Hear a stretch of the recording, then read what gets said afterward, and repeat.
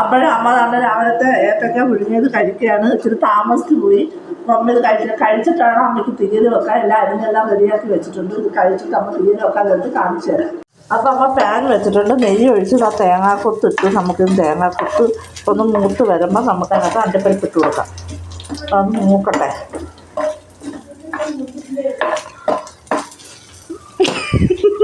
അപ്പം നല്ല നമ്മുടെ പായസം നല്ല കുറുകിതാ അടിപൊളിയായിട്ട് വെന്തിട്ടുണ്ട്.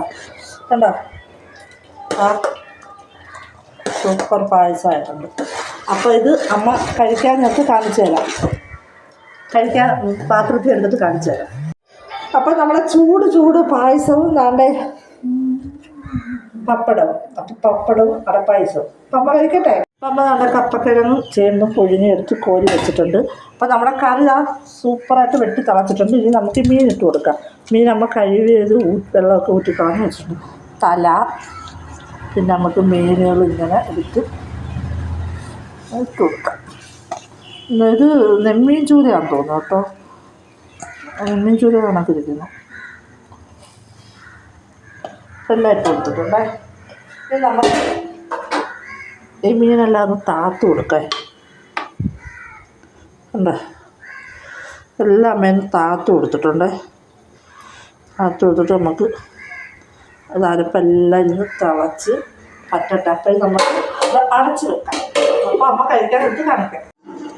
അപ്പോഴേ മക്കളെ അമ്മ രാത്രിത്തെ ആഹാരം കഴിക്കാവുന്നതാ. കണ്ട നമ്മുടെ കപ്പക്കിഴങ്ങ് ചേമ്പ് പുഴുങ്ങിയത്. പിന്നെ അമ്മ അതിൻ്റെ കൂടെ നമ്മൾ ഇന്നലെ ഉണ്ടാക്കിയ നമ്മളെ കൊഞ്ച് തീയലുണ്ടല്ലോ, കൊഞ്ച് തീയൽ അതാ നല്ല വറ്റിച്ച് വെച്ചേ. നമുക്ക് അത് കുറച്ചെടുക്കാം. നല്ല കൊഞ്ച് തീയല. അപ്പോൾ അത് ഇച്ചിരി അറ്റത്തോട്ട് നമുക്ക് വെക്കാം. എന്നിട്ട് നമുക്ക് ഇന്ന് വെച്ചാൽ നമ്മുടെ കറി കണ്ട മുളക് കറി ഒന്ന് സെറ്റായത് കണ്ട അടിപൊളിയായിട്ടുണ്ട്. കണ്ട സൂപ്പർ മുളക് കറി. അപ്പോൾ നമുക്ക് ഇതിന് തല എടുക്കാം. എൻ്റെ തല ഇങ്ങനെ അങ്ങോട്ടെടുത്ത് അയ്യോ തല ഇളകിപ്പോയി. തല അങ്ങോട്ടെടുത്ത് നമുക്ക് കപ്പക്കിഴങ്ങിൻ്റെ തലയുടെ മുതൽ കുറച്ച് മുളക് കറി ഒഴിച്ച് ആ ചൂരയുടെ ഒരു കഷ്ണവും അങ്ങോട്ട് വെച്ച് കുറച്ച് മുളക് കറിയും കൂടെ അങ്ങോട്ട് കപ്പക്കിഴങ്ങിൻ്റെയൊക്കെ പുറത്തങ്ങോട്ട് ഒഴിച്ച് നമ്മളെ പഴംപൊരിയും ബീഫും കഴിക്കത്തില്ലേ, ആ പഴംപൊരിയും ബീഫും കഴിക്കുന്ന ആ ഒരു ടേസ്റ്റാണ് നമ്മൾ കപ്പക്കിഴങ്ങും മീൻകറിയും കഴിക്കുന്നത്.